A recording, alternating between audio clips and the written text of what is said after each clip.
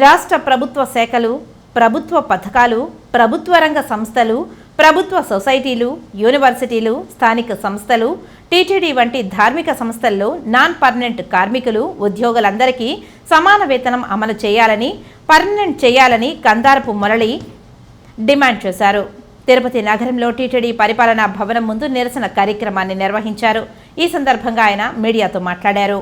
ఇక్కడ పోరాడుతున్నటువంటి వాళ్ళు ఎవరైనా వాళ్ళు జయప్రదం కావాలి అని చెప్పి ఆకాంక్షించే సంఘం, అందులో సిఐటి ఆధ్వర్యంలో ఇక్కడ ఈ కార్యక్రమాన్ని చేస్తూ ఉన్నారు.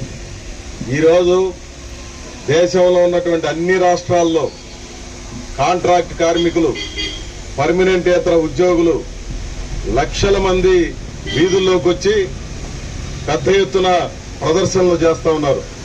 కారణం ఏమంటే అదేదో పర్మనెంట్ ప్రభుత్వ రంగంలోనే కాదు ఈ రకమైనటువంటి కార్యక్రమం జరుగుతూ ఉంది.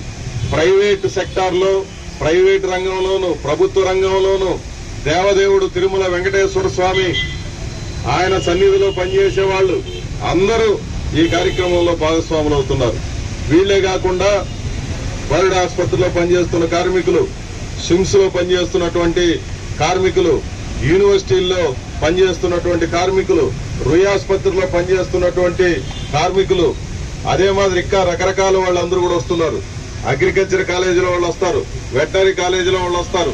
వీళ్లే కాకుండా ఇంకా అనేక డిపార్ట్మెంట్ల వాళ్ళు ఇక్కడికి వచ్చి కాసేపట్లో ఈ కార్యక్రమంలో భాగస్వాములు అవుతారు. కార్యక్రమం కూడా ప్రారంభం అవుతుంది. ఎందుకోసం ఇది మనం చేస్తున్నాము అనే విషయాన్ని ఈ సందర్భంలో మనమంతా చర్చించుకోవాలి.